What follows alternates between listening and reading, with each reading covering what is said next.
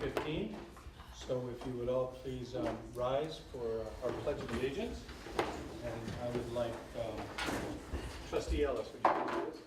I pledge allegiance to the flag of the United States of America and to the republic for which it stands, one nation, under God, indivisible, with liberty and justice for all.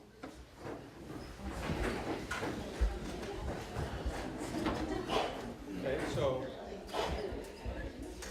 for item 5, adoption and approval of the agenda. So moved. Second. Anybody have any comments, edits? Pull them off. Put them on. Everybody good with it? All in favor? Aye. 6, approval of the minutes. 6.1, approval of the minutes of November 10th, 2015. Everybody have a chance to look at those? So moved. Those are the regular board meetings? Yeah, Can I ask that did you move yet? I moved. Sorry. Can we add on the school site visits, can we list the names of what schools we visited? Can we just add those? And I'd have to go back and look, I'm not logged in to see Well, I what. added a Valley Vista that you brought up last night. Was that it?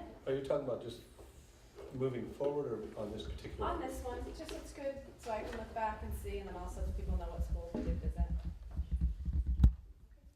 When I looked, I was using his printed version, so if you updated it actually today, I wasn't on mine. Okay. Okay. All right, so Thank you. So, As amended. as amended? So moved as amended. Okay, all in favor? Aye. 6.2, approval of the minutes of November 17th, 2015. That was the special meeting. So moved. Second. Everybody have a chance to look at that? Yes. Any comments, edits? I'd just like to comment that it was great to have so many people come and provide input. Right, it was a productive meeting. Okay, all in favor? Aye. Okay. Move on to 7, special recognitions, reports, and presentations. So we're going to have, starting our report 7.1, we're going to have students Marianne Boaz and Isabel Carl, hope I said that right, from Mary Collins Charter School at Cherry Valley, to join their student representatives from Kenilworth and Federal Junior High Schools and report on their activities at their respective school sites. So let's start with Mary Collins representatives. Okay. Hi. I'm Marianne Boaz. I'm the student body president, and I'm Isabel Carles. I'm the vice president. okay, and Hey, you guys, You're reporting to us. but that's good though, your instincts are right, that's where all the votes are. Can you go stand at the podium there? yes, of course. All right. Okay, so we have a video to show you guys that we made. So, gonna get our earphones on. Okay. Here we go. Here we go.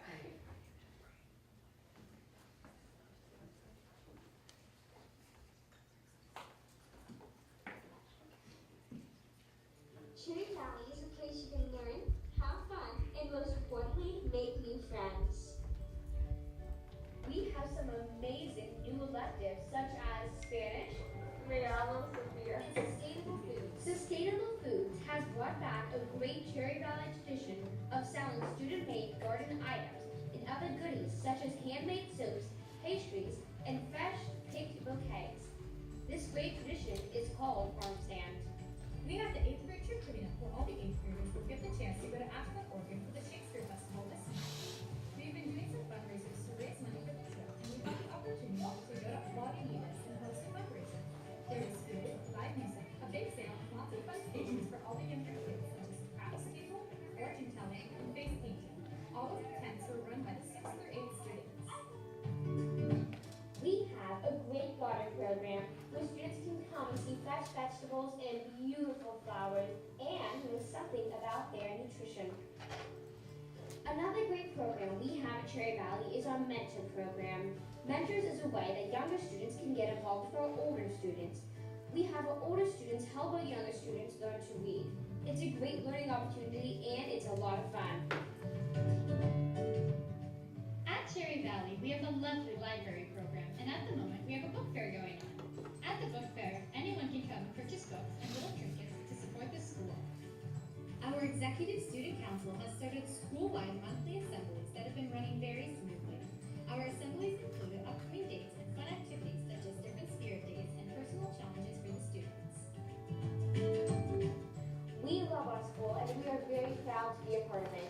Thanks for watching.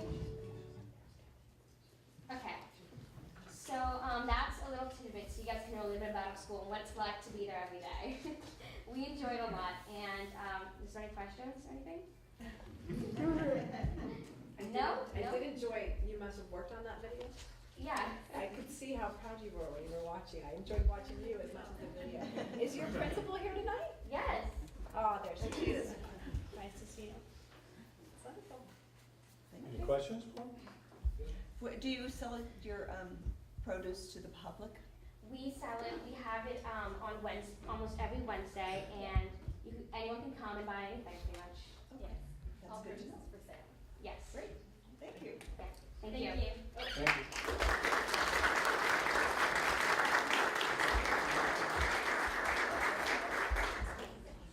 I will catch them later, but it was just very interesting that the adults have a heck of a time with the airdrop. It usually takes, on an average, probably about between 25 seconds to a minute and a half for them to figure that out. It took them about 5 seconds. If you would like to do some work for us, I'm serious. If you would like to I have a project for you. So I will work through your principal on that. That's great. Well, thank you, ladies. So now we'll have the student representatives from Kenilworth come up and report.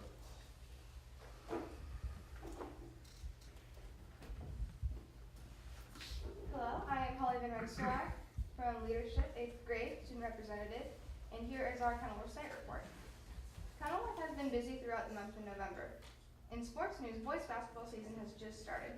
Both teams are 1-2, but they hope to change that today against LJ and Remarchar. The Lady Colts volleyball team are playing LJ at home today. The KJHS Advanced Band gave an incredible performance this last Saturday at the Lighted Boat Parade downtown Petaluma. They also have a winter concert on our campus December 6th at 7 o'clock p.m. 9 staff members took on the challenge of November. The winner of the honorable mention Sheer Growth Award went to Mr. Bird. The judges panel selected Mr. Hawley, the official November winner. Our pencil. He creatively shaped a K on one side of his face and a J on the other.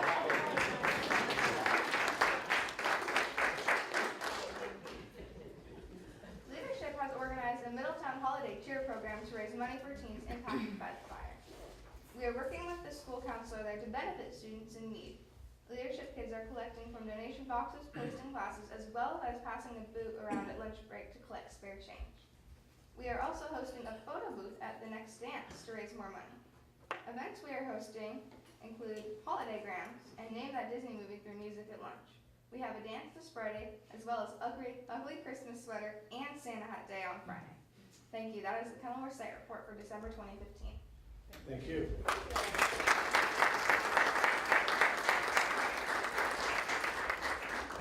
And now our representative of the report for Petaluma Junior High School.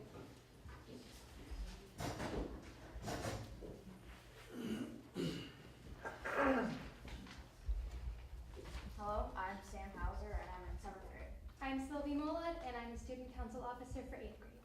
And we'll be representing Petaluma Junior High School. It is so hard to believe that we are here, very close to the end of the fall semester and the end of the semester grading period. Students, teachers, and counselors are working hard to ensure those last few semester assignments and projects are in. ASB news. The PJHS Winter Dance is this Friday, December 11th from 6 to 8 p.m. The dance will be dressed up and semi-formal. Grades 6 to 8 will attend. Our canned food drive has been ongoing since November 30th. The goal is to collect enough food for 25 of our families in need this holiday season. Food will be collected until December 17th and delivered on December 19th. When we return from winter break, we will be working on the Polyclass Garden on our campus with the Polyclass Foundation. We will be planting some low water use plants which are being donated. ASB students will also also be helping with the recycling program at our school, which will officially begin during the second semester. Don't miss our PGHS Winter Concert. The PGHS Winter Concert is tomorrow night from 7 to 8:30 p.m. in the multipurpose room. Mr. Clemenot will lead all bands, chorus, and the new after-school jazz band in what we know will be an amazing concert. Please join us. PJHS Fundraiser. Are you a ping pong champion? Come play table tennis during the month of December at North Bay Table Tennis Academy.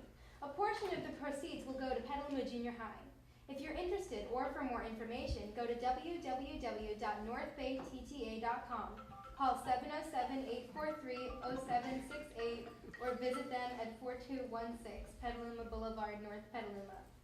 Sports news. Currently, our boys basketball and girls volleyball seasons are both underway. We have around 60 athletes competing in those two sports and are also preparing for the wrestling to begin in late January. While we wrap up our fall 2015, we begin to prepare for fall 2016. Counselors and electives teachers are preparing for visits to PJHS feeder schools, and registration information has already been delivered to those schools. We are also arranging for shadow visits to PJHS to start in the early spring semester. On behalf of all the students and staff at PJHS, we wish you all a happy and safe holiday season and an exciting new year. Thank you.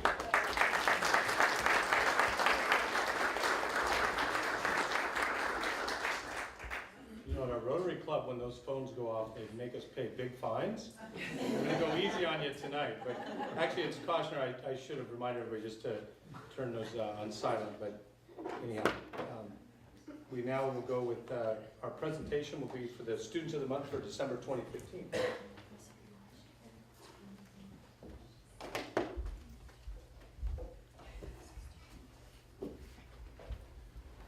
So we'll start out with Kenilworth Junior High School. If the representative could come back up and make your presentations of your Students of the Month. Hello, so I'm Holly Van Rensselaer, Leadership 8th grade representative. I am pleased to introduce our first Student of the Month for December 2015, Dane Smith.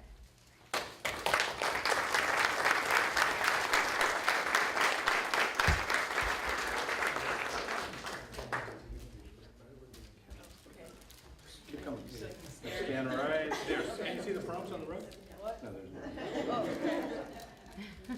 Dane has been nominated by his team of teachers because he is an exceptional student. His teachers truly feel he is an asset to the class and is a pleasure to teach. Mr. Rosso, his PE teacher, states, Dane is a top-notch student in my class and possesses the physical and academic skills to excel. Ms. Street has this to add. Dane works well in his geometry group. He isn't afraid to contribute ideas or ask for help. He has great perspective for the whole class discussions. And Mr. Quintula says, Dane is a great asset for class. He participates well and does a wonderful job helping others. Dane is an integral part of Kenilworth's digital media production class that produces KTV, Kenilworth Television. He's currently interviewing members of the volleyball team and our coach for their sports segments. In the past, he has been the floor manager, which is in charge of making sure that the graphics and script groups are on track. He has also worked on graphics team, movie making, and a tech team in charge of camera, sound, and teleprompter. He says KTV is his favorite class because he likes doing a variety of things that help put the production together. And looking toward the future, Dane hopes to go to a good college to study math or engineering. He'd love to work for Google or take over his father's business as an acoustical engineer. Dane's parents have this to add. We are very proud of Dane and his progress. He is internally driven, sets his own goals, and works hard toward them. Thank you for the recognition. Congratulations, Dane.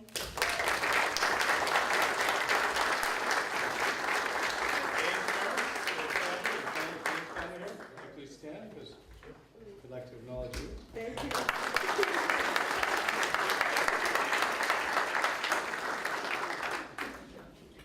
I am pleased to introduce the second December 2015 Student of the Month and one of my longtime friends, Isabella Husari.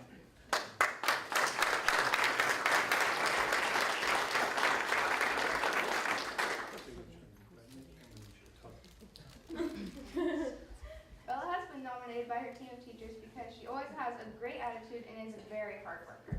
Her quality of work is meticulous and strives to achieve at the highest level. She gets along with everyone and she always has ideas to contribute to class discussions. Teachers report that she is such a pleasure to teach. Mr. Day, advanced band teacher, has this to add. Bella talented musician, sharing her abilities by playing the flute, baritone saxophone, and pit percussion and piano in the KJHS Advanced and Jazz Bands.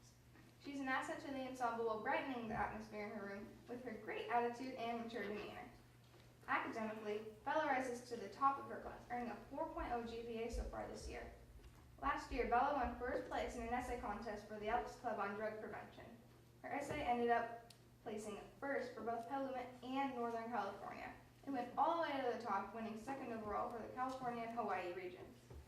Outside of school, Bella has been training to be a leadership girl for Girl Scout camp during the summer. She is also active in her church youth group, participating in several fundraisers like bake sales and car washes. Looking toward the future, Isabella plans to attend a great college like UCLA, UCSB, U of H, or Stanford. She hopes to study business, possibly with an emphasis in interior design. Bella's parents are very proud of her. They have this to add: Isabella has an infectious attitude. When she is in a good mood, you can't help but be in a good mood with her. Her most impressive qualities are her compassion toward others and her ambitious drive. Together, they will take her far. Congratulations, Bella.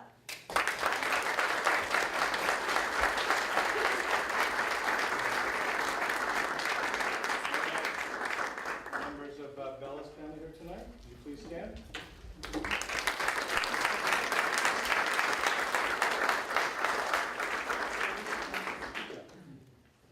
So we'll call up now the representative for Petaluma Junior High to introduce their students.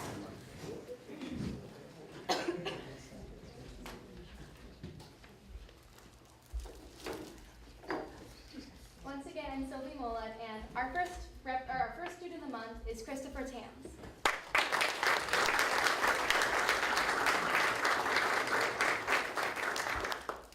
It is an honor and a pleasure to announce Christopher Tams as our male student of the month for December 2015. Chris was born in Santa Rosa on March 28, 2002. He is an excellent student, earning academic achievement awards each semester and impressing his teachers with his motivation, dedication, and strong enthusiasm for learning. His math teacher says about Chris, he is a student who really wants to learn and works hard for it. In fact, Chris has enjoyed school so much that he makes time to give back by tutoring other students over the summer, particularly in math and computer skills. He aspires to attend the Massachusetts Institute of Technology for college and study to become a medical engineer. His ultimate plan is to help doctors perform surgery more efficiently and effectively. In addition to his regular schoolwork, Chris participates in the science club, jazz band, and wrestling team. He is also a leader in folk dance for his Boys and Girls Youth Group. He and his group perform each year at the Greek and Middle Eastern Food Festival. He enjoys playing basketball and football with friends and strums guitar and makes amateur movies in his spare time. Chris is proud to share that he and his family are longtime sponsors of an Ethiopian child, helping her with clothing, school supplies, and whatever other items she might need. He's also very aware and concerned about the way we treat one another in this country. He believes that cyberbullying is one of the most important issues facing his peers today. He is troubled by the potential to cause great pain and even ruin lives within a matter of seconds through modern technology. If there is an award for the student with the most engaging smile, it would go to Chris. His easygoing, open, and respectful personality makes Chris a candidate for being one of the warmest and friendliest young men on campus. His parents appreciate his enthusiasm and social charm. They say Christopher loves to help others and gets involved in a lot of charity programs. He has the compassion in his heart to help others and goes the extra mile to do so. We agree. We are truly pleased to have Christopher Tams represent the Petaluma Junior High School in the December 2015 Student of the Month presentation to the board.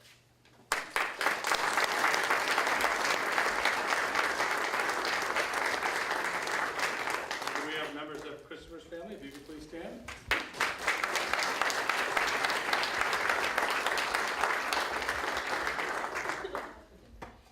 I'm Sam Hauser, and I'm in 7th grade, and I'll be representing TJHS. And our student of the month for December 2015 is Hannah Cordero.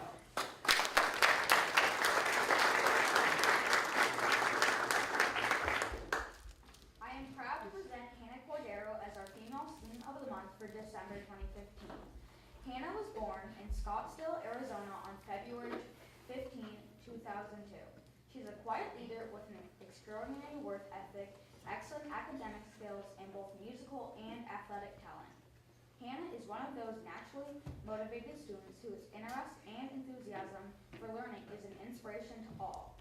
Hannah is a highly motivated student with an impressive transcript with all A's. She loves science and math and hopes to pursue a career in one of those two subject areas. But math and science, although her favorites, aren't all Hannah excels at. Her English teacher says she, Hannah, is one of my brightest students who constantly produces outstanding work. She's a wonderful group member, always doing her part on group assignments. She is also a very capable writer. Hannah plans on maintaining her high GPA throughout high school, making herself eligible for some of the finest colleges and universities in the country. Our band instructor is thrilled to have Hannah playing the flute for the honors band. She is now in her 4th year of flute and is quite musically adept. As an athlete, volleyball is Hannah's sport of choice. She enjoys being part of the team and currently plays for Petaluma Junior High School. In the past, she was part of the Boys and Girls Club team and attended Tower Volleyball Summer Camp for 2 years to improve her skills. She also enjoys bicycling, hiking, camping, and going to the movies with her family and friends. Hannah is highly intelligent, responsible, and a modest young lady. She also exhibits compassion for others. In 6th grade, she was a UNICEF volunteer and at the end of the year was selected to receive the Acclaimed Citizenship Award at the end of the year out of her entire class. She is very close with her family, who provides her with all the love and support she needs. Her mother says, Hannah is an amazing student. She takes pride in all of her work. We are extremely proud of her and look forward to many more of her accomplishments. We are pleased to have Hannah Cordero representing Petaluma Junior High School in the December 2015 Student of the Month presentation to the board.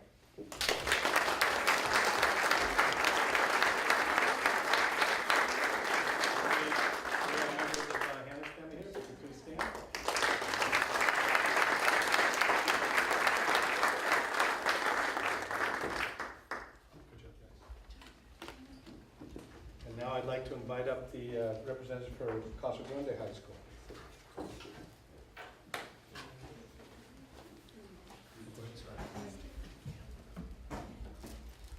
Our first student I'm Navi, I'm the ASD president of Grande High School. And I'm Alex, ASD co-president with Navi at Casa Grande. Our first student of the month is Riley Cannon.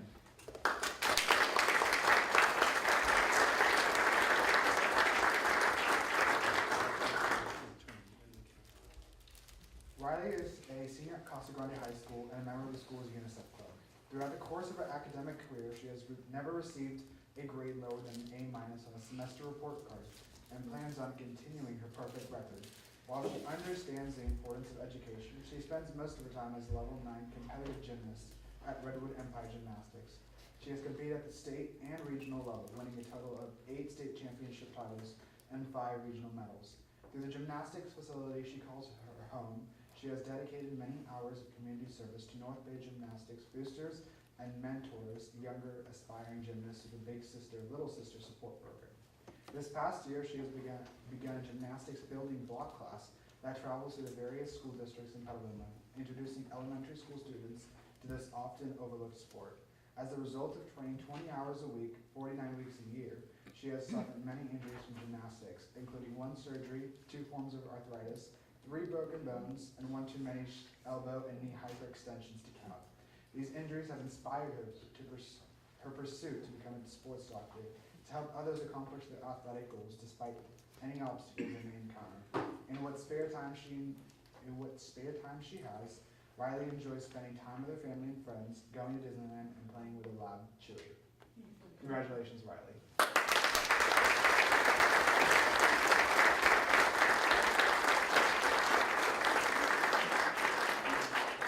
We have members of Riley's family here tonight. If you could please stand.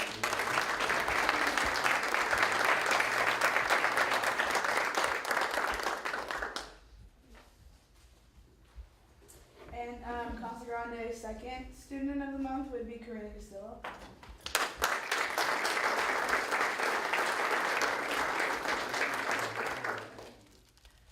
Karina is a senior at Casa Grande High School with diverse aspirations. Karina was an actress in 3 productions in her freshman and sophomore year: Trojan Woman, 12 Angry Jurors, and The Government Inspector. And she is now one of the founding members of the New Drama Club. In addition to acting, Karina has been in choir for 3 years, and she has had the privilege to sing at both stages in the SSU Green Music Center on several occasions, and she will be attending the NorCal Honor Choir at Humboldt State this spring. Karina has also been a mentor of the class of Pella all 4 years, and this year has started to play the clarinet. Outside of school, Karina has volunteered at many hours with the Lay Project, Boost Camp for Children with Cerebral Palsy, and Petaluma Valley Hospital, Honor Society, and Casas Link Crew. Karina has received the Betty Purvis Humanitarian Award, the Harold Mahoney Family Community Achievement Award, and an Excellence in Chemistry Award, to name a few. Karina is proud to call herself a bilingual and biliterate. In her free time, she has traveled to Spain, Morocco, and Costa Rica and enjoys hiking, playing the ukulele, and practicing yoga. Congratulations, Karina.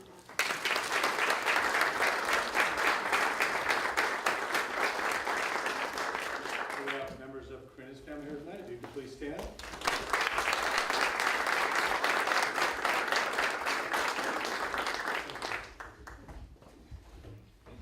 And last, but certainly not least, our Petaluma High School representative.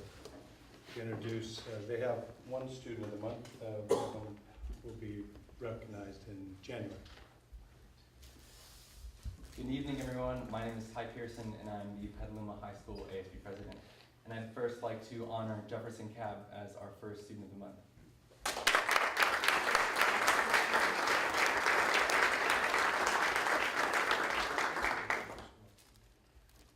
Jefferson Cab is a 17-year-old senior at Petaluma High School. His favorite subject is history, and his least favorite is science.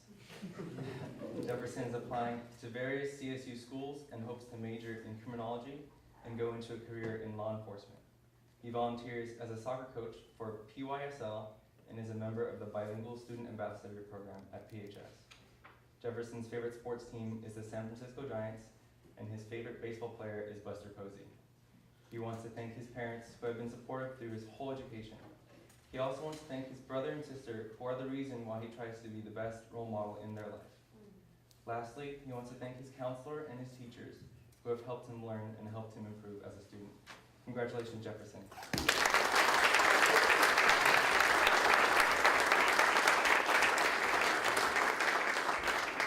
We have members of Jefferson's family here with us tonight.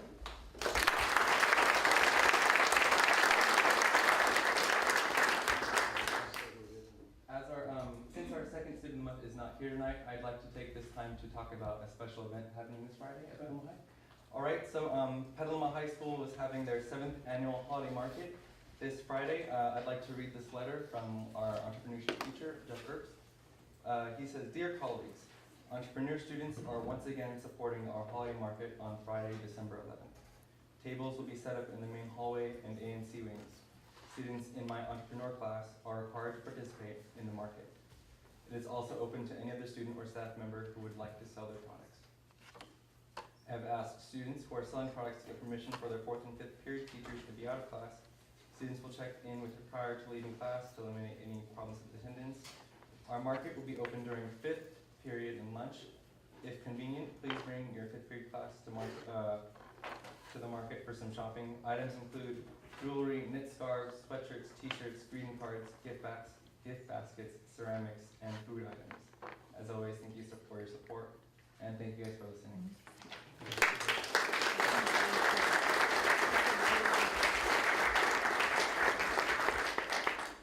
Is this the one that was rained out last year? Is this the same one? Didn't we have one? No? We had one last year during the big storm. It was one different school, maybe Petaluma Junior High. Well, congratulations to all your students of the month and to your families. As is our tradition here, I'm going to let you go in a couple of minutes. We got one more presentation that we're gonna, all appreciate. We're gonna introduce a member of the CSEA. So I'm gonna ask Linda Shaley, our Director of Human Resources, and Debbie Winkler, President of CSEA, to make their presentation.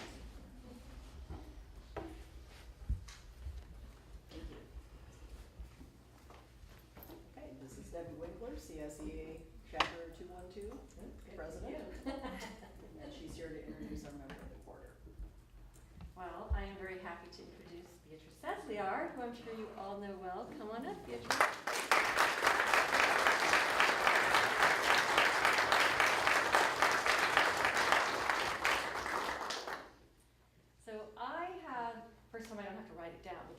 known her, we worked together for 20 years. We started both at Kenilworth, and I've seen her working with the students throughout the years when I was there, and she is just always there.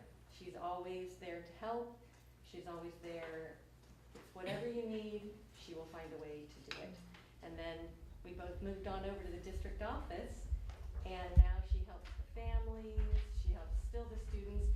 I was listening to Ms. Lofton say how she helped so much when she was at Crossroads and would go on field trips, would help with the parents, translation. She is an all-around amazing person. And I wanted, Loretta Bracco was the one who nominated her. And one of the things that Loretta said was, with her bilingual skills, she works with administrators, teachers, staff, and PCS bilingual families to make each of the families in our bilingual community feel special and understand all of our district board policies. Administrative regulations, dozens and dozens of forms, activities, tests, test results, and any other type of communication requested of her. She never says no, instead it's how can I help? And she said how wonderful to have the opportunity to work with her over these years, which I totally agree with. And I mean, I don't know, there's just so much to say, it's like hard. I mean, you see, she leads meetings, she helps with these families in our communities so much, and she is, I want to say revered. She's just so well thought of and is so there for everyone. So I'm really happy to present this award to her and just a small token of CSEA's appreciation for all you do.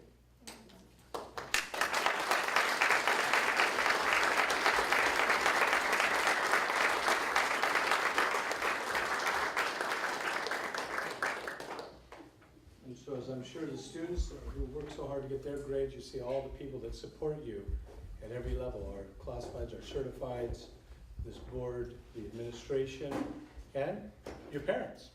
So with that, I know you're all chomping at the bit to go study some more. Looking for those of you who are in junior high, maybe to repeat, get up there when you're in high school. So we'll go ahead and take a 2-minute recess, and kids are free to go.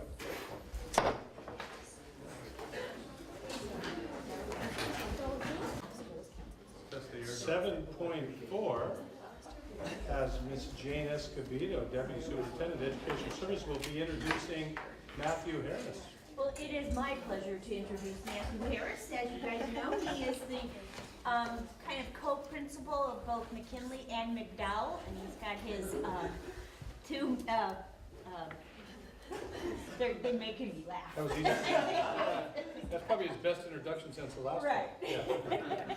Mike Taylor and Dan Noble, who are I see, I totally lost the word. They're co-principals, whatever you want to call them.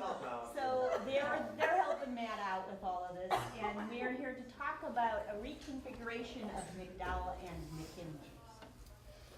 And not just in one of the 3 languages you speak. Okay, great. He decided to do this one in French. Not a slide, the language is slide. Good evening, may it please the board. I'm honored to have Dan Noble and Mike Taylor come on up here, you guys. They're going to be part of this presentation as well. So the focus, I was told I had 10 minutes for this meeting, or this presentation, so I'm going to go pretty quickly. So stop me if you have questions, or we can ask questions at the end.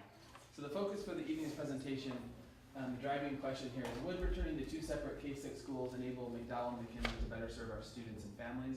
What will be the benefits and the unintended consequences? So a quick brief history of the change of 2010. So 6 years ago, 5.5, 6 years ago, between 1912 and 2010, McKinley, so for 98 years, and approximately 1965 and 2010, McDowell, about 45 years, McDowell and McKinley were 2 separate K-6 schools. In 2010, McDowell and McKinley joined forces to become a K-3 and a 4-6 schools respectively. The reason this was done, so this was before my time in the district, but from what I'm gathering from the historical knowledge, to allow McKinley to remain a viable school, and we had received the QUIA grant for being a decile 1 or 2 school in the county, and this it would enable both students from McDowell and McKinley to benefit from the grant by combining the 2 schools. That was a 5-year grant, I believe, we got an extension, And so I asked the teachers on November 4th at a joint staff meeting, I said, what was the exit plan after the QIA grant? They said there was no exit plan for that. So, Dan. So I'm going to speak a little bit about the current state of McDowell, and it's, even from when I've just started really just started showing up around the school in late June and July, declining enrollment was a reality. We lost, throughout the summer, we lost 10, but over, as you can see, we're about 234 right now, and we're down from 310 in 2010. And it's been a steady decline, and noticeable as choice in our districts are clear, and intra and inter, we'll look at it in a moment. And it became more apparent as this year went on, and we had to merge one of our first grades into two. We had 3, we had to bring them into 2, and lost a teacher who came over to McNear.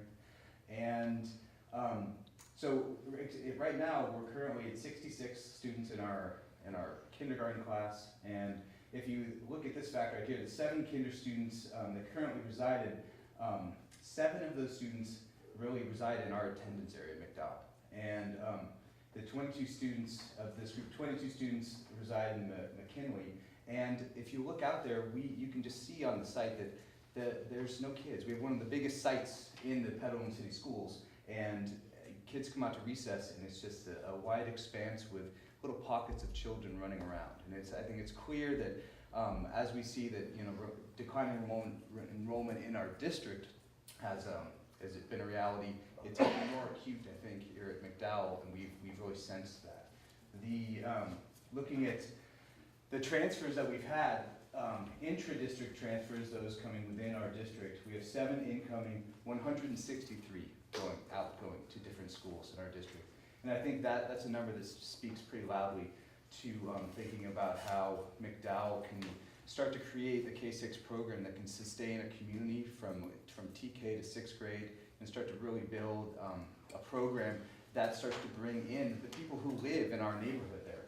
And in the inter-district transfers, we have 75 coming in, which I think, because a part of our community, they understand that we provide a school and a program that really serves a great part of our community. But there's still 30, and we have 32 people that are leaving our district, usually to Old Adobe, which is right there, and convenient, and offering some programs that sometimes we don't have the opportunity to offer. So it's clear at this point, as we look at McDowell in our community, that in our staff, I think we all see that we're at a point where something needs to change, and we need to act on this environment we have, or be acted upon by the forces outside. So I believe that this kind of split, making it back to a bigger K-6, is really going to be a step that is going to give us a long-term community that maybe not as much renter as K-3 and taking buses back and forth between the 2 schools, but also give that opportunity to really rebuild our whole school community there. Give it to Mike. So looking at the current state of McKinley, a little bit of a different picture, but we're also looking apples to apples too. So we have a slight increasing enrollment. So since 2010, we have gained 30 students, so 30 in 6 years. And we really do, again, rely on McDowell as a pipeline of students that come over to us. But if you look at, so right now we have 240 in our 4 through 6 program. We added a TK. We added our 7th graders, PACs, this year. So we have another 29 in TK and 47 in PACs. But again, so we're looking pretty good. But then you take those out and you just compare 4 through 6 and K through 3. And it's not great. It's not amazing. So what we've done by building in those programs has really bolstered our school. And it's created some momentum for us too. We're getting up there. We're getting up there and going. So looking at the same sort of graphic that we had with McDowell and McKinley, we have 23 coming in intra, 33 leaving. Inters, we have 69 coming in, but 22 going. So again, it's not bad. We're painting ourselves a nice picture, but the reality is that we feel also that we need to do something to support our community, to sort of erase that renter mentality, to get our K and 1 and 2 and 3rd grade families in there with us, and to keep them throughout the time period they're in our school. So in my 4 years at McKinley and now 4 or 5 months at McDowell, what I'm seeing, our current reality, there's a shift in the demographics of our city. So the district, as you know, is experiencing declining enrollment. It's really hitting the McDowell-McKinley attendance area hard. Fewer students in our attendance areas. If you look at right behind McDowell, if you're familiar with the location, right behind it was a Greenbrier apartment complex.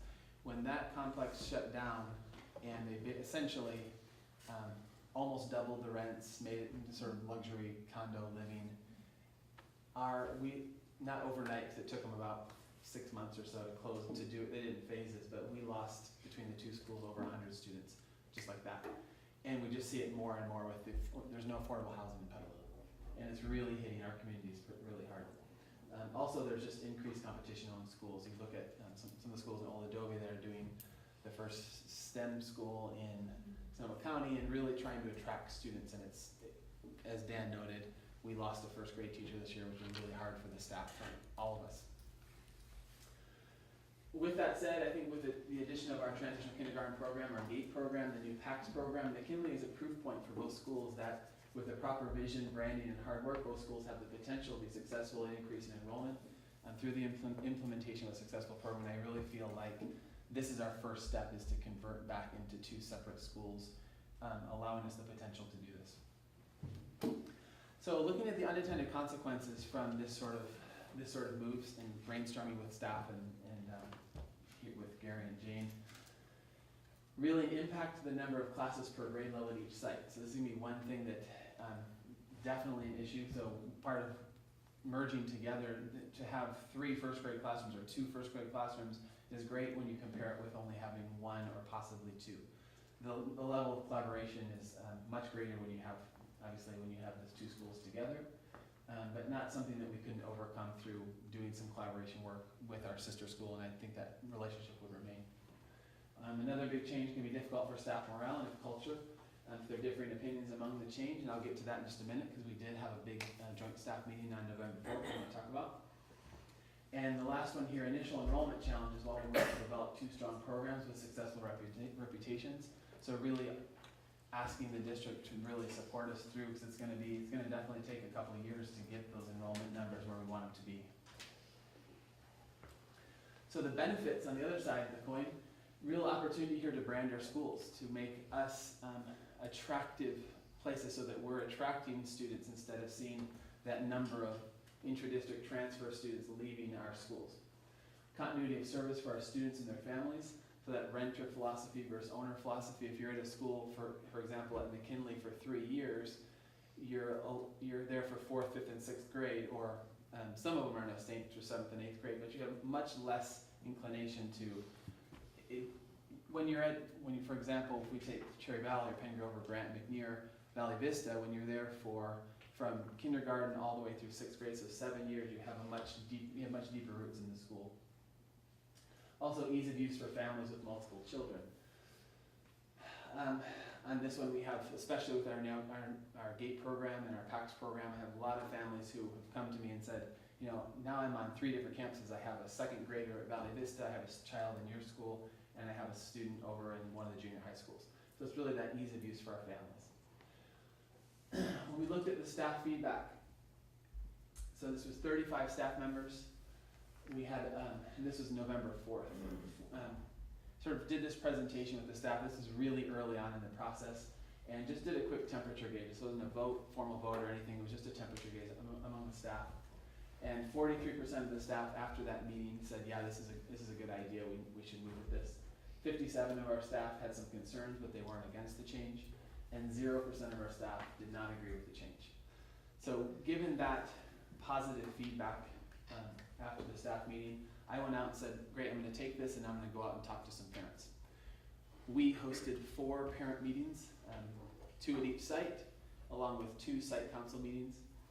And at the end of all those meetings, we asked parents to take a survey for us right there before they left. We had 65 families participate.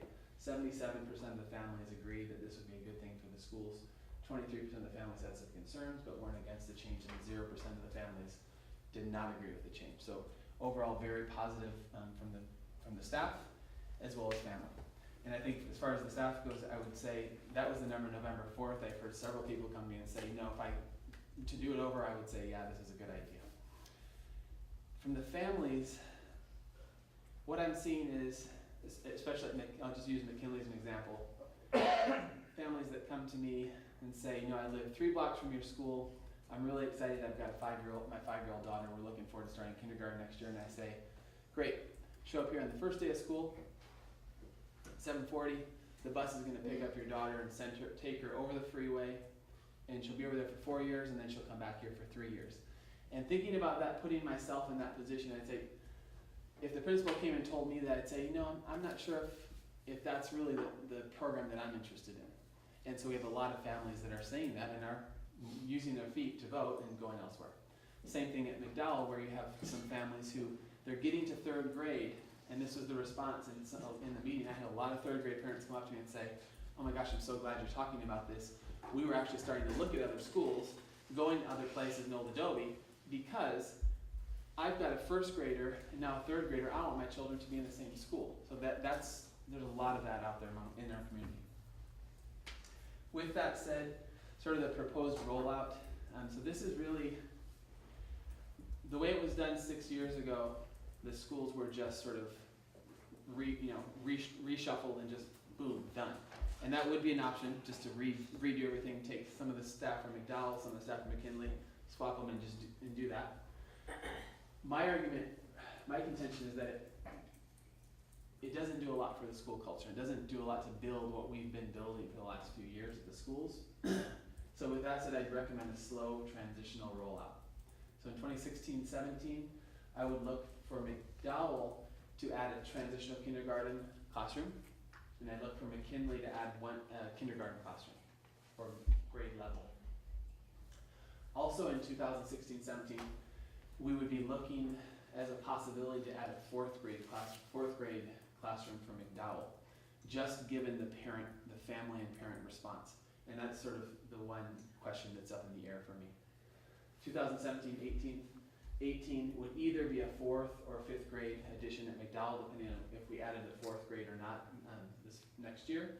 Then McKinley would be a 1st grade classroom, and so on and so on, so forth. So it would basically be a 3-4 year rollout.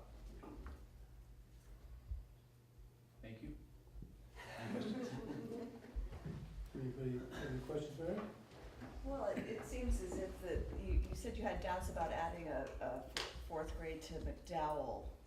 What would be your concerns? Because that seems like a logical way to satisfy the parents. Yeah, the more and more I talk to parents, the more convinced I am, and staff as well, of adding the 4th grade. My only concern is, I guess, it would, first of all, we would have obviously less students at McKinley's 4th grade. That would start to change, and I don't know. I mean, I think it would just be that rollout. It would just be a little bit different rollout than we had originally intended. Maybe look at the residence, the school residence areas, and see where the members lie, and make a decision. Yeah, we'd have to, and that's sort of would be our next steps after.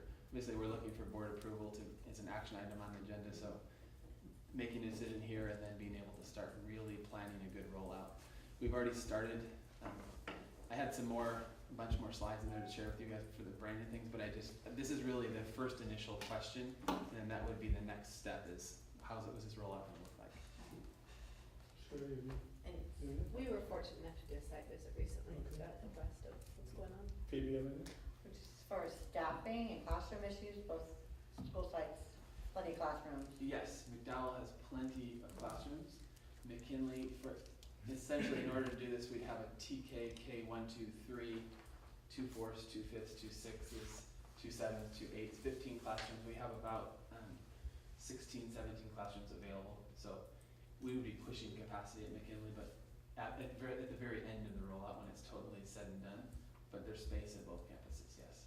And I think that down the road, it would bring up some thoughtful reflection on adult ed, which is there, and advancing some programs that really are part of that community that will have to be, we'll have to think about how to share that space as we start to kind of grow out and have an impact on those programs. So there's 2 TKs at McKinley currently. Correct. And we would have one classroom next year and one over at McDowell, and we'd be hoping to attract some students on the east side of Petaluma to the McDowell program. Troy, You know, I haven't been here all my life. I still always underestimate that freeway. And for no good reason, because I get it, but it's a huge, it's like an ocean going across that thing. And I think that we kid ourselves when we don't respect the dauntingness of trying to cross that. And I think just to add to that, we have a lot of families in our community that don't have cars. That and to go back and forth, I mean, I see some families that are walking their kids, and the busing back and forth, it's an issue. If I were to say, okay, I'm going to have an after-school chess club, and you can all participate, but if you need to take the bus back and your parents can't come and pick you up, sorry, you can't participate in this after-school event. You might be able to do something over at McDowell if your parents are over there, but it definitely has an impact on the school culture, that busing back and forth. What we saw with Kennel. Right. I mean, with the old Kennel. Yeah. When we were still kids over there from the oldies side of Petaluma, I guess you'd call it. So. I had a couple comments. Did you do any exit polling, if you will, for the people that went intra-district or inter-district out when you were showing your outflow? Did you contact those people? And I mean, one you mentioned Adobe having some sort of new attractive program, but was there a general feeling of how they were? Yeah, we have some anecdotal stuff. As far as the intras, I would say the students that live in the McDowell attendance area, a lot of them are going to Grant. That's the #1 school that students are getting intra-district transfers for. McNear, Cherry Valley, probably 2 and 3. As far as the students that aren't going, as far as talking to them, I did get a list of families' names from Debbie Winkler just recently, and essentially I'm waiting for this approval to happen, contact them. We're looking for, I'm really interested in that exact question, sort of, not, if you've been at Grant for 3 or 4 years, you're not coming back to McKinley, or to McDowell or McKinley, no matter what I say to you, for the most part. But what are future families that live here and are trying to decide on the school, what would make them stay? So I could ask these families, you're now going to Grant, you're doing an intra-district transfer over to Grant. What would have made you look at McDowell? What would have made you look at McKinley and not decide to go to another school? That's sort of my next step. Well, and that was, my next question was gonna be, I noticed, I'm just recalling one of your slides, that you had it looked like you, Matt, you had a high percentage when you were showing the kids that went from McKinley over to McDowell. You said, I forget what that number was, but it looked like a high percentage of those kids then would be back at McKinley, so obviously showing they're from the neighborhood, but that doesn't necessarily pick those kids up in McDowell. So what's gonna be the hook for McDowell? I mean, because if a high percentage of them are 1 through 3, they come back to McKinley, well, that's great for McKinley. Yeah, and I think now McDowell is really hurting because it doesn't even get that, right? So what's gonna be our hook? I mean, we gotta have, I think, and to Troy's point, getting people to go over the freeway is problematic, but even just from that greater area, and you know, not that we wanna go poach on districts, right, Gary? We wouldn't do that. But there's Adobe and there's Waugh and there's a bunch of districts over there. There's a lot of school sites over on that east side. And McDowell's in a great situation, you know, I think, if we can set it up so we draw people there and say, look, here's what we can offer you. the first thing, I think we're only looking to open 1 classroom of kindergarten next year at McKinley to really limit the impact, because my biggest concern is McDowell is not killing McDowell's attendance, and so continue to keep that. So the assumption being McKinley, not McDowell, yeah, no. So we have with the McKinley Kinder program, I would project that maybe half of that first classroom would be students that would have otherwise gone to McDowell. Probably not even, maybe not even half of that classroom. So hopefully continuing those similar numbers at McDowell. As far as the hook, what's going to get them in, that's exactly what we've been talking about as a staff, which is why also I want to do a slow rollout. So on that exit polling from those 65 families who came to the meeting with us, we have some great some great information from them, some different programs that they're interested in for the school. And I didn't include that in here because I'm way over in time anyway, but I can tell you some of the things. I think the number one thing they were interested in is the Global Language Academy. There's international baccalaureate programs, there are dual language immersion programs, there are STEAM programs, all sorts of performing and visual arts programs, music programs, something that we could get at that school to really be a hook to start to attract, be a magnet, a magnet that attracts this way instead of pushes out this way. Right. So I think there's a lot of layers to this one, and there's not some simple solutions, but there are some very clear obstacles, and the first job would be to clear the obstacles. This is all predictive. You could have predicted this when this was adopted in 2010 if you looked at what was happening throughout the state. The K3-4-6 model is a great model. It is a great model, but it only works if the whole district does that. Districts that do this, what it does is it ties the hands of McDowell and it ties the hands of McKinley, because it takes two very, very different staffs, very different schools, and it says you're married together. So what one does, the other one kind of feels like it has to do. And so it's very difficult to build a program, because a program, when you look at the idea of an elementary program is really in the current model is a TK through 6 program. So that's one problem. You can't underestimate the whole renter's mentality. Folks don't want to put their kid on a bus.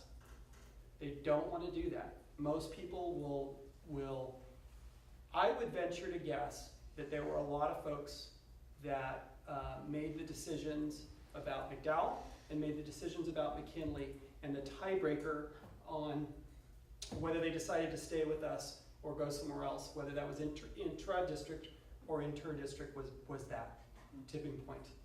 But I do think that, when I've talked, I had a chance to talk to a few of the McDowell folks. We still need to go back out and do our meeting there. The first priority is you have to deal with your core population. So we're still losing core population of kids from McDowell. So we need to address that particular issue first before we start looking outside of that. But one of the issues that's out there that needs to be, I guess, just known is all of our feeding districts that feed to our secondary school sites are faced with declining enrollment. Everybody's doing it, dealing with that issue. So there is an economic piece to this. It's not, you would think if it was just, well, no, they're all going to Old Adobe. Well, Old Adobe has 200 less students than they had in 2010. So we're all dealing with this issue. Kids are leaving the city and going elsewhere. I think for the work that McKinley and McDowell need to do is really an 18-month project, and really defining what does it mean. If I'm going to put my child at this school and invest potentially up to 7 years, or actually 8 years if it's TK, what program am I going to receive? What does that look like? And that work still needs to be really fleshed out, not just at their schools, but at every school. Because people are becoming much more savvy about that. They want to know. And it's not necessarily, oh, we're a STEM school or we're a language school, but what quality experiences are we having at the school site? And so the work's there. I think the fact that they've identified some of those issues, we support a gradual phase back, because it gives these schools a fighting chance to build a program. Okay. Well, thank you, guys. Thank you. You're welcome. Okay, so our next presentation will be from Ray Poole, our interim chief business official, who's going to go for a certification of first interim report. And just so you know, for those of you following along, the presentation 7.6 has been pulled, so we won't have that.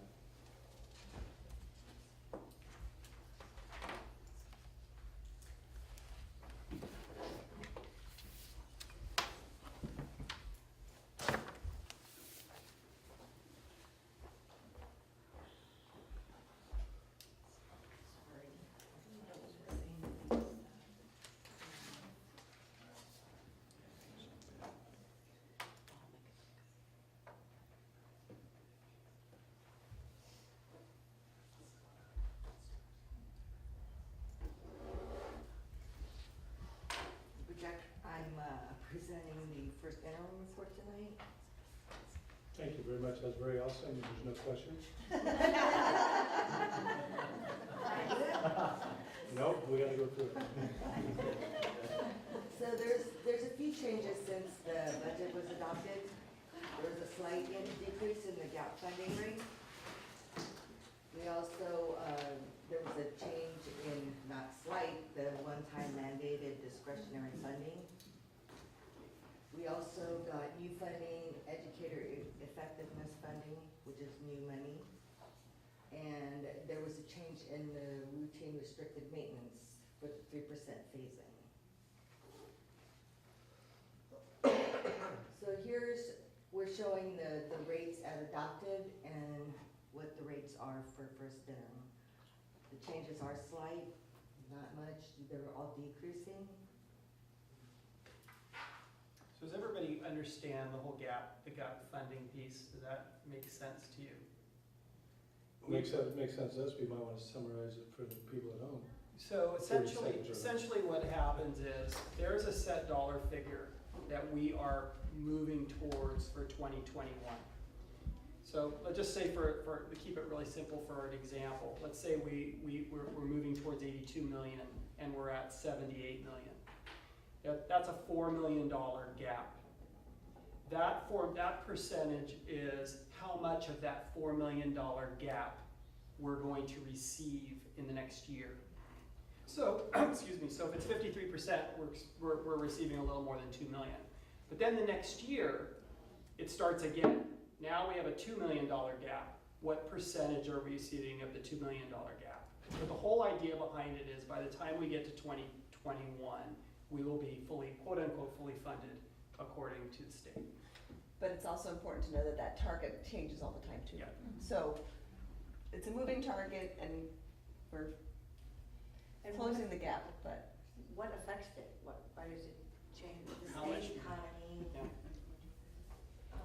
how much the governor wants to guarantee versus how much he wants to give you in one-time funding. Because once he puts it in here, it becomes a base, whereas the one-time funding is extra, and he doesn't have to use it in the allocation. And if we keep cutting it in half, we'll never get there, right? All right, go ahead, Ray.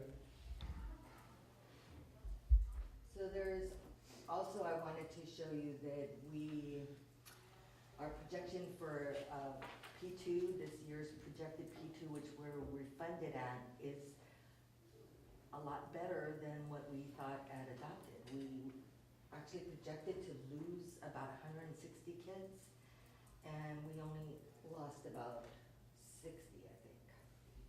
So we're in a lot better position. That 4655 for secondary is actually their actual attendance, but we're gonna get funded at 4695 because of declining enrollment, so. 4695 or 4655? 4695 is where we're gonna get That's funded. last year's, huh? That's last year's ADA, yeah. But 4655 is their current.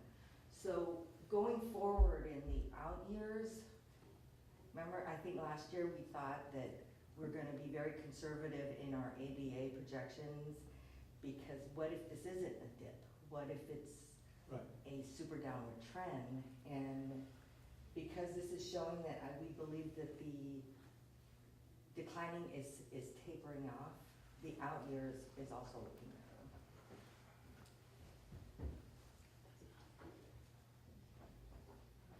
So with the net effect of the decrease, the small decrease in the gap funding percent, but we all increased in our projected ADA, it nets out to a small decrease of $154,000 in our LCFF revenues.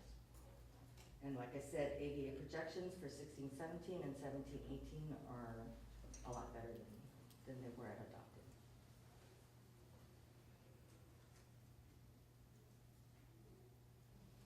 At adopted, the governor's budget May revise said that they were gonna give us $601 per ADA. By the time the budget was adopted in July, it went down to $529. So that is a loss of $514,000 for us.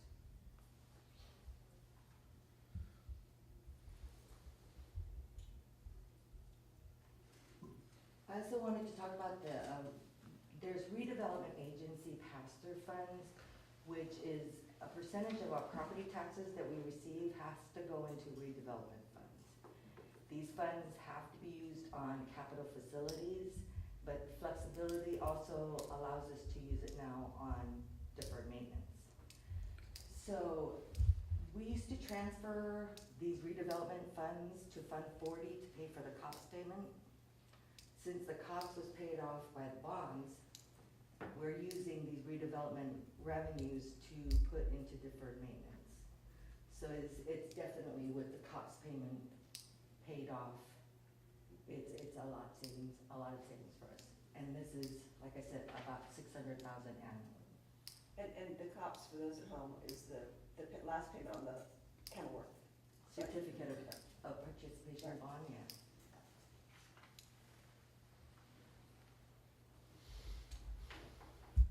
So this was not, oh, that was wrong wording. This was not included, no, it wasn't included in the first interim.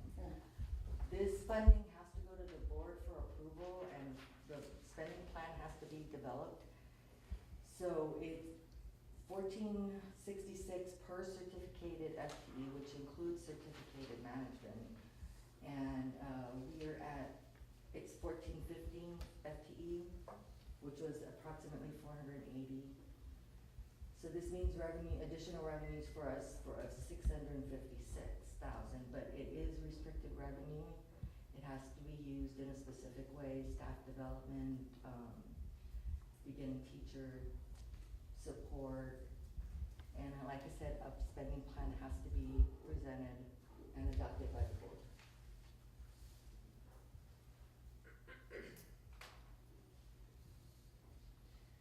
The routine restricted maintenance, the flexibility was set to expire this year, last year. At the last minute, the passage of AB 104 is allowing us to gradually increase back to the 3% requirement. 3% of our general fund expenditures has to be put into the routine restricted maintenance account. So the flexibility is saying that we can take the lesser of what we put into maintenance last year, or 3%. And for us, it was what we put in last year. The difference is $609,000, which takes it from the restricted column to the unrestricted column. Right. But I'm sorry. Deferred maintenance different than routine restricted maintenance? Yes. What's the Routine maintenance is things that break, it's everyday, our grounds people, our locksmith, our mechanic. The deferred maintenance is more like painting, things that we would defer and not do every year. And which fund is bigger? I'm sorry? Which fund is bigger? Oh, deferred maintenance is bigger. Well, deferred maintenance is not bigger on an annual basis. Deferred maintenance is we put aside, and we don't necessarily always use that. The routine maintenance budget is about $1.5 million every year. But deferred maintenance can be billed for special projects. But we're also talking about possibly, because this has been relaxed and this is freeing up money, that we might establish a reserve for something unforeseen, broken roof. It's like roofs, Okay, you evaluate your roofs, you go 1 through 20, Casa Grande's number 1 on the list, or whatever's number 1 on the list. You've deferred that until the money arrives. Okay, you've got projected costs. When that deferred money's available and the weather's good, we're gonna do Casa Grande. Then number 2 comes to the front of the list. Yeah, I mean, the advantage to us to look at a maintenance reserve is it reserves the right for the board, should something else happen, to have the flexibility to move those dollars.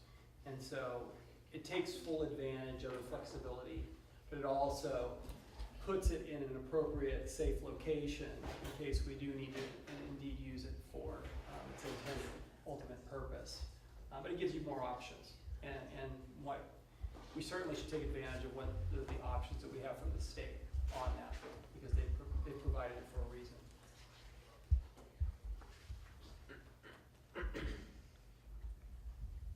I also wanted to touch on the adult ed funding. We all know that the adult ed funding was eliminated years ago, and the general fund has been transferring $643,000 to the adult ed fund to support the program. Well, the adopted budget provided for an adult education block grant. We're estimating that to be about $770,000, which is more than what we were contributing.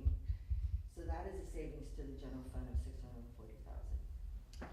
And that's a significant thing. So as it relates to, it's a good news, bad news. As it relates to adult education programs, Petaluma is the only game in the entire county. And that's a great thing for us, and it's really, it's a sad commentary on what happened with adult education programs. Because we maintained our program, we got funded, the communities that kept their programs, we looked at what you funded them in 12-13, and you received that in basically the form of a block grant. What also it means, because we're the only game in town, is the additional dollars that have come outside of this grant that are related to adult education. It's essentially Petaluma and the junior college that are driving the initiative of how those dollars are going to be spent.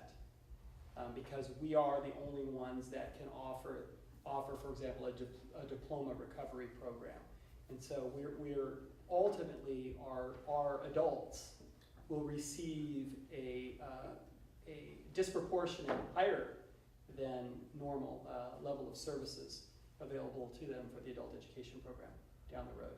And so that's a great thing, but there may come some challenges with that, because part of these programs might mean that we have to do some satellite services, which may mean an increase of administration for adult education, but that would be paid for out of another grant to do that.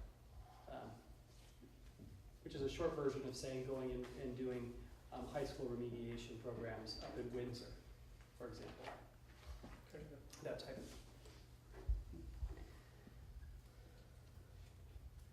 So that was about it from difference between adopted and first interim. Everything looks actually good. We go to the governor's budget in January as an update. The rumors are the economy has maintained very well, but like we've seen, the governor is really hesitant to give us permanent funding, and we probably are going to see more one-time funding. Okay, we kind of asked questions as we went along. Does anybody have any questions? No, the report's very clear. That was a nice report. Thank you. Thank you, Red. Thank you. Okay, so moving right along, we'll go comments from the public. I have one card here, so Mr. Reichel, probably one of the few guys in Petaluma that could explain the basketball wizardry of Steph Curry, but that's not why you're here tonight. Not going to be a pro here. Superintendent Callahan, nice to meet you. Ladies and gentlemen of the board, pleasure being here. Ladies and gentlemen of the audience, you might remember me, I came here last spring. I'd like to come, I know, put your seatbelts on, it's going to be a really bumpy ride. I came here to thank you all I came here with my wife Terry in 1972 as a varsity basketball coach, and my home, my office was Petaluma High School for 33 years. My wife taught at Grand Elementary for 30 years. So we have a lot of dedicated service to the district. We love our home here. We are lucky to be here. And I came last spring when the gym build-out was announced, and it seemed to me that there was a necessity that we eliminate the half-moon boards that were here in 1955 and put glass backboards. Now, for those of you who may not appreciate glass boards, you need to know that we've done this beautiful build-out. Bob Spurgeon dedicated his entire group and came in and painted that gymnasium on his dime. Sean at Peterson Paint gave us the paint for cost. We had a guy like Joe DiCarlo come in and in the middle of this whole build-out, pull the pieces together. This guy is a decision maker par excellence. Whoever hired him, he's the guy. Well, there you go. We got some pictures. Thank you very much. Really. Very nicely done. I just wanted to say thank you for listening and appreciating the fact that that location is appreciated by student athletes, boys and girls, their parents, youngsters coming into the school, people who have been to the school. They look at it now with great pride. So I say thank you very much for that. And I am not coaching this year. I'm involved in supporting the basketball program, in supporting the youngsters that play in the program. And people might ask me why I do that. Because I love the game, I love the community, I love what we're doing with young people, and I think it's important for them to have an opportunity to be in a great environment. I will say that earlier in the conversation this evening, when I heard you talk about the economic issue relative to the declining enrollment in every community, I will say to you that the best and brightest teachers may not be able to come to Petaluma currently because of the economic status. When my wife Terry and I came here, we bought our first home in 1975 after 3 years, and we paid $25,000 for a house on Kent Street. That was, at that time, we were making $6,000 in teaching. It was basically a 4-to-1 ratio. I have to tell you, at $750,000, it's tough to come into an area and think about buying a home if rents are at $3,000 a month. So I would suggest that Sonoma County and the Office of Education and in districts within that particular area should find ways to get grants for beginning teachers to be able to live in the communities that they are going to be working in. That seems reasonable. I know it's a big job, but I would consider that. And Joe, I'd just like to say, when I met Joe for the first time, it turns out that we're both Wildcats from Chico State. Okay, enough said. Joe comes from Chico. You still wearing that ring? But I have to tell you that I've met a lot of people in my experience in education and traveling with basketball, as you know. Joe is a decision maker. He's clear, he's focused, he speaks the language to the point, you get it, and he gets the job done. So well done. Thanks, Joe. Thanks, everybody.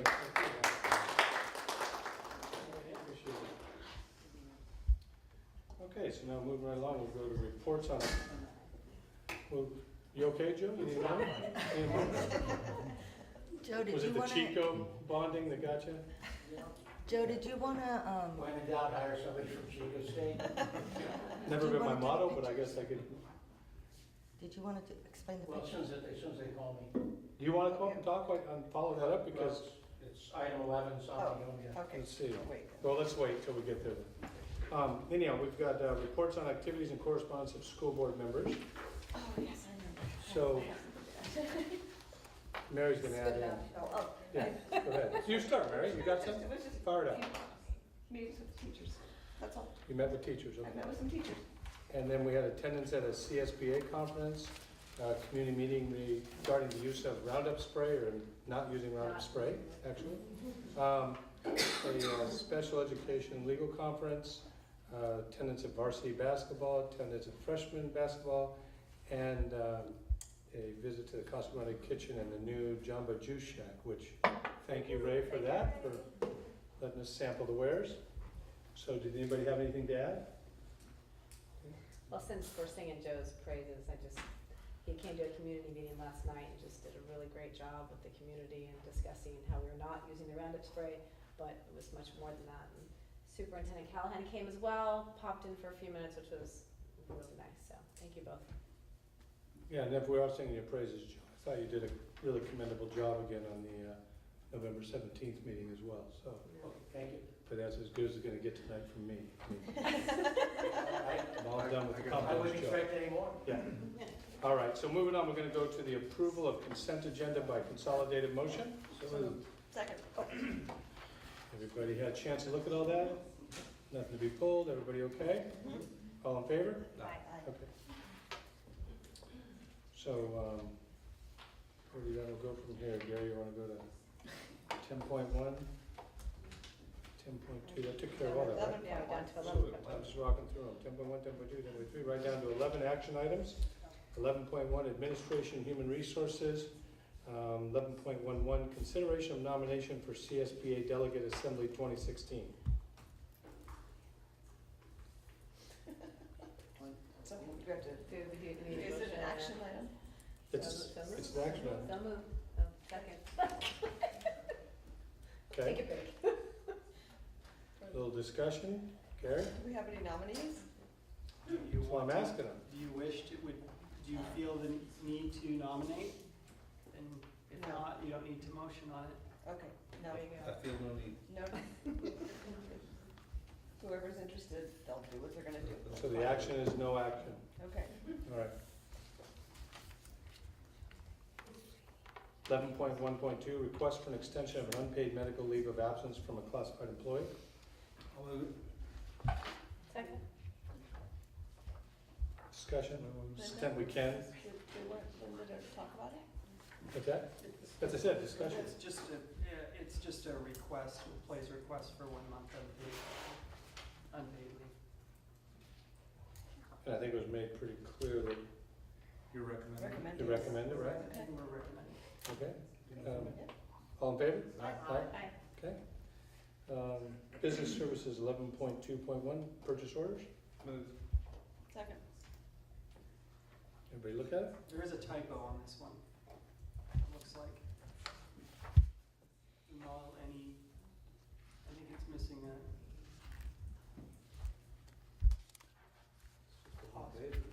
district's facilities. It's not. At least on mine. Yeah. It just says project in excess of 2,500, is that to alter, rehabilitate, or remodel? There should be an apostrophe there. Okay, anybody have any comments? Okay. I was looking at the actual document, it's like. Yeah. Oh, no, I'm looking at it now. All right. Okay, all in favor? Aye. List of expenditures, 11.2.2. Moved.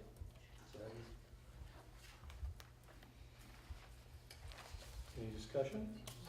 Nope. Phoebes, everything looks good to you? Tell me the 40,000 for Quattrochi wasn't because they were here at our last meeting, right? No. That's not just the bill for that meeting? No.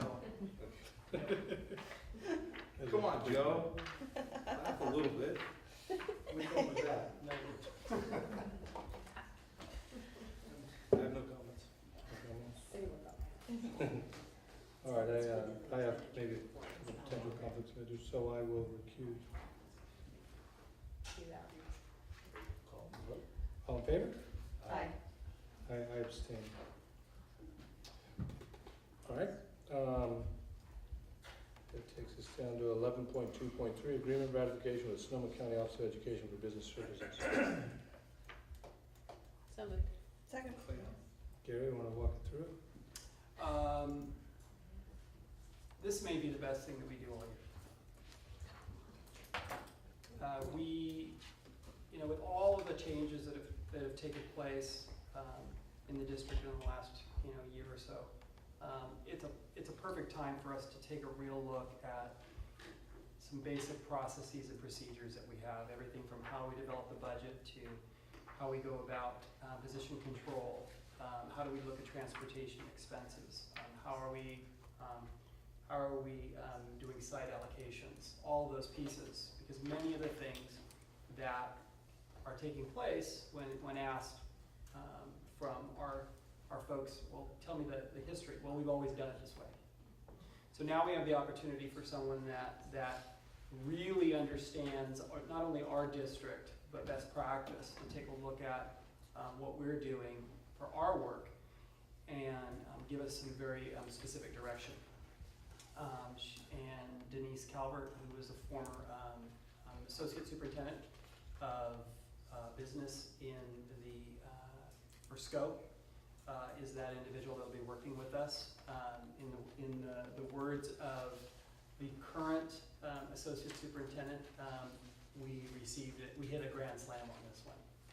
So she would be an employee of SCO that we would hire from SCO on a part-time basis? Correct. And she will be here on Tuesdays and Thursdays, and will be gone for a fairly extended period of time, I think in March.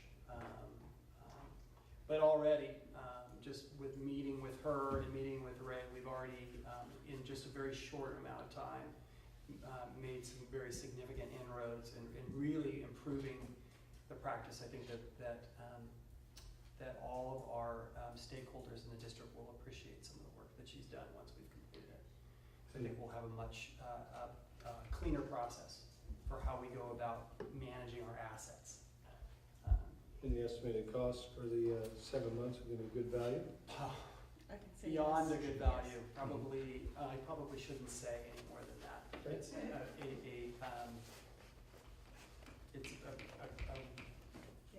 Yes. Yes. Yes. Yes. So I said good value, there we live right there. Great value. Yes. All right. Any other questions? All in favor? Aye. Okay, thanks, Carrie. Now I think this is gonna be you, huh, Joe? 11.2.4, agreement ratification to Conklin Brothers of Santa Rosa, Inc. in the amount of $8,500 via secondary bond funds for flooring work at the Petaluma High School gym. Ray, you want to cue that up for me, please? Oops. That was that little lawyer's dream cap you had there for me that I went to the game? Okay. While we're waiting, I was going to ask you and your Chico State graduate if you've ever seen a football win against UC Davis. So I figured I can ask that question. Well, actually, I played in one. Oh, a little homesick. Okay. All right. The initial project had, as you came in the new doors, you go through Martinez Hall and you go out to the gym. Okay. What we found during construction is that the floors were at two different heights. They were different rooms. Nobody was at fault. There was about 3/4 of an inch difference. Okay. And the solution that was proposed to me right here was a giant metal threshold about an inch high. Okay, it ruined the whole effect as you walk in the front door. Plus, it was a tripping hazard. I can imagine cheerleaders running through the front door, basketball players, and they crash in a pile in the middle of the gym. Okay, so it was like mud flaps on a Ferrari. Okay, it aesthetically, I didn't like it. Couldn't do it. I didn't like it. Okay, so I had Conklin Brothers come in, and they took out about 3 feet of floor. They furred up the floorboards.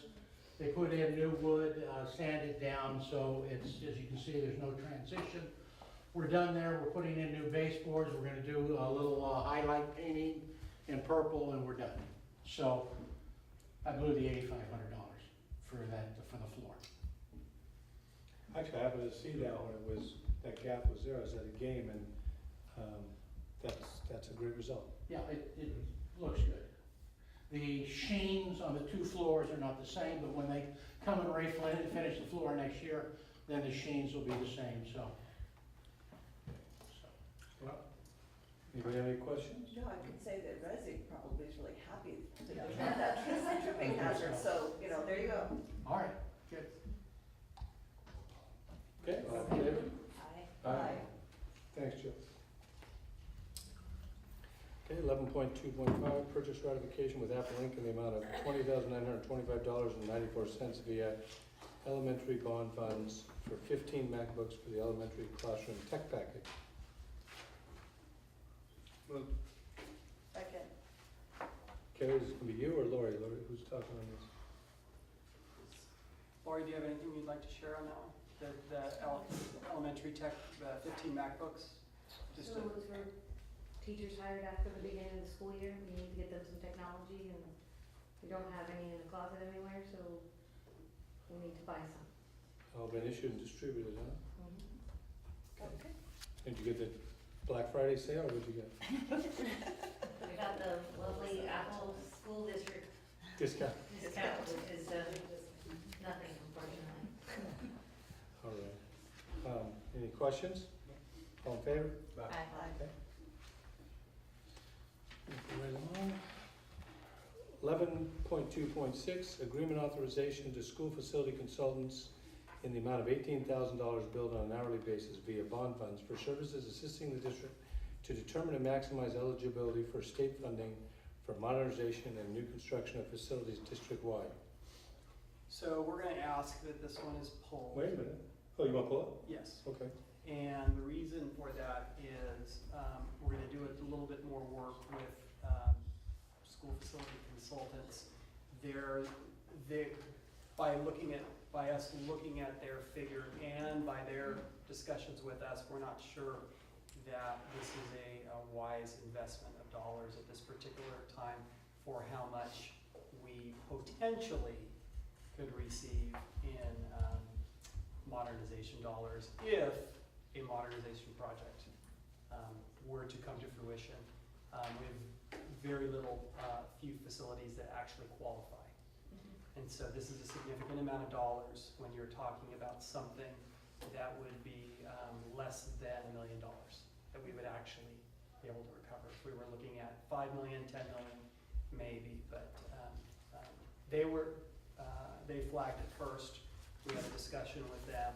We decided that it would probably be wiser just to table this. Okay. So, Save 5 questions, and Troy didn't have to go into his consultant analysis. I was gonna defer based on Mr. Rexon's glowing comments earlier, I just couldn't feel like I could pile on. 11.2.7, Resolution 1516-11 of the Board of Education of Petaluma City Elementary and Petaluma Joint Union High School Districts regarding accounting of development fees for 2014-2015 fiscal year in the following funder account, the Capital Facilities Fund. So moved. Discussion? Walking through here? Anyone? Ray? Anyone? It's an annual report that we do based on how much developer fees we've collected through the year for the elementary and the secondary districts separately. No, this is different. This is not developer fees? Yeah, it's accounting of Oh, development we're fees. counting for, I was thinking of the other one. The- Yeah. Never mind, sorry. I was on something that was pulled. So it's showing the amount of income that we've received since 1990. So Roach doesn't do that when they do our normal audit? On developer fees, not listed like this. He does do a audit of the capital facilities fund, but he doesn't do it the way we're required to report it at this time of year. I'm not gonna say it, Mike, so just, All right. No. I know what I'm thinking, but I'm not gonna say it. All right. So, any other questions? All in favor? Aye. Okay, so 11.2.8, certification of first interim report approval for the board to approve a positive certification that the Petaluma City Elementary and Petaluma Joint Union High School Districts will be able to meet their financial obligations at year end. So moved. Second. Ray? She already talked. You already did it, right? You want to, We should be good. all good? All right, all in favor? Aye. Okay. And the last action item, 11.3, educational services, 11.31, kindergarten, 6th grade, McKinley Elementary School, McDowell Elementary School for 2016-17. So moved. Second. I think we asked a lot of questions. Any discussion amongst the board? No, I think that's important. So, nice. Yeah, go ahead, Phoebe, fire away. What would happen next? They would just continue. So what'll happen next is that we'll go into a planning process. The staffs are already kind of kicking into that gear and been thinking about what would be the hook, as somebody said, for McDowell. McKinley is a little further down the road on that one, and so we'll be working over the course of the next 18 months in developing programs and then phasing the grade levels in 1 year at a time. So when would you have to make a decision though, or we're making that decision tonight? Making the to decision add, tonight. Kindergarten and a fourth grade? Well, not Or- the actuals, just No, the just ability to. phase in. Just the But then ability don't to. you have to start advertising and kindergarten enrollment We is do. in January? Yep. So I guess does that come back before the board or? No, what we would be doing, we know that we would be splitting TK, and we know that we would be adding K at McKinley. And we would be doing some work with our parents at McDowell, third grade parents, to see how many of them would like to continue at McDowell. And probably have to come up with some kind of a tipping point number on that. We're willing to be really flexible on that because we want both schools to be successful. So we're gonna have to look at, in the perfect scenario, McDowell would go TK through 4 next year, and McKinley would go TK, K, 4 through 8. So we'll start enrolling in kindergarten there in January. Yeah, we're set to begin kindergarten enrollment in January 11th. We'll open up. All right, Okay. all in favor? Aye. Aye. Okay. So now the rest is discussion information only. 12.1, Administration and Human Services. Anybody have any comments or discussion on that? Under 12.2, Business Services. Anybody have any comments or discussion under Business Services? Nope. 12.3, Educational Services. First readings. Anybody have any comment or questions about any of that?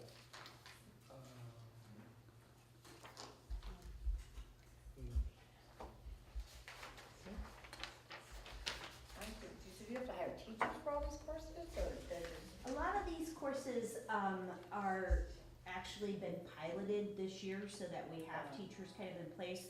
We kind of like to try things out a little bit before we bring them to the board and make it a formal class. Got it. Because if it doesn't work, we don't, you know.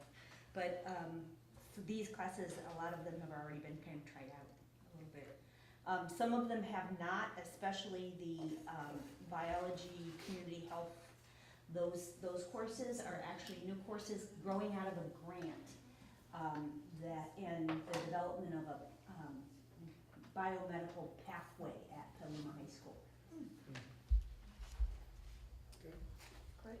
Any other questions? And the honors language programs, is that just, I know there's honors AP Spanish at Petaluma High. Are these AP courses or? These are honors courses, So they are so they're not quite AP courses. So they're a more accelerated course. This one is a Spanish 3 course. Right, and then there's French. Yeah. And what's the thinking of that? There's, That we have kids who are ready for this kind of a challenge, and we want to provide that challenge so that if they go into AP, they can go into AP for their 4th year, their senior year, take the AP Spanish test. They'll be more prepared if they're in this honors type environment.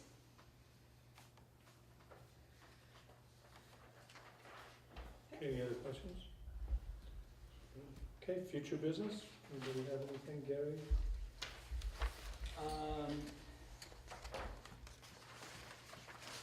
I think it's, we, two board members and I spent some time at the CSBA conference, and it was extremely vital. We walked away with a lot of information, and I guess it hit me that, and we kind of know this, I think, just being in this profession long enough, that when you come back in January, you immediately start shifting towards looking towards the next year. Just do it naturally. It's crazy when I look at January through June. And I think about all of the changes that occurred here from January to June last year, and it's gonna be the same way this year. It really is, in a different way, but there's just so much to do. It's good work. And we've got really great things happening at our school sites, and people ready to do that. But there's a lot to do. There's a lot of pieces that we have to put in play to be ready for next year. So bring it on. Sue, moving on to 14, signing of papers, so we've got papers for us to sign. I don't need to adjourn the closed session, right, Gary? We're not going to the closed session, we took care of everything, so we don't need to reconvene. And then we have a few action items heard in closed session. We have case number 8, a case has been presented to the board that the student did commit an expellable act as defined by the California Education Code. The recommended motion is for the board to expel and to suspend the site discipline team's recommendation for expulsion in accordance to board policy and to allow continued enrollment in a district-operated school under mandated conditions. The student's suspended expulsion status will be in effect for the fall and spring semesters of the 2015-2016 school year. Conditions above subject to review with evidence of a positive attendance, satisfactory behavior, substance abuse counseling program and screenings, community service, and appropriate academic performance. So moved. All in favor? Aye. Okay, that's 4-0. Four. Yeah.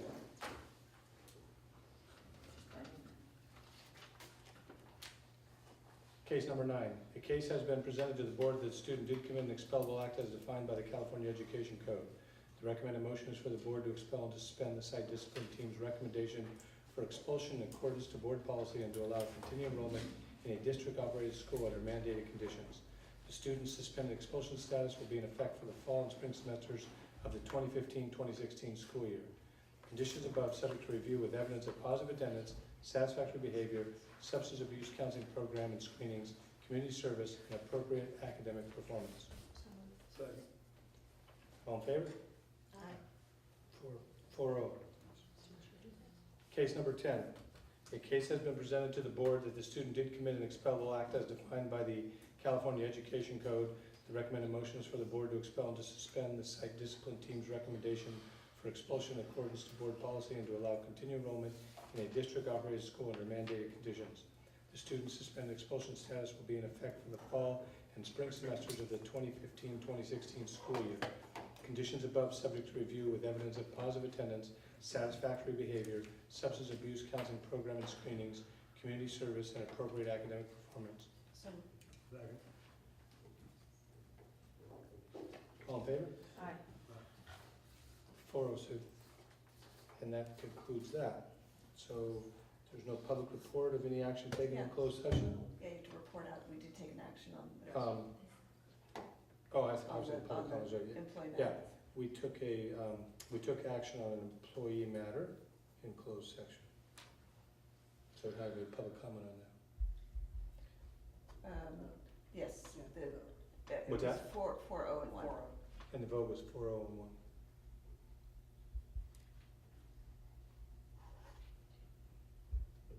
Nothing else?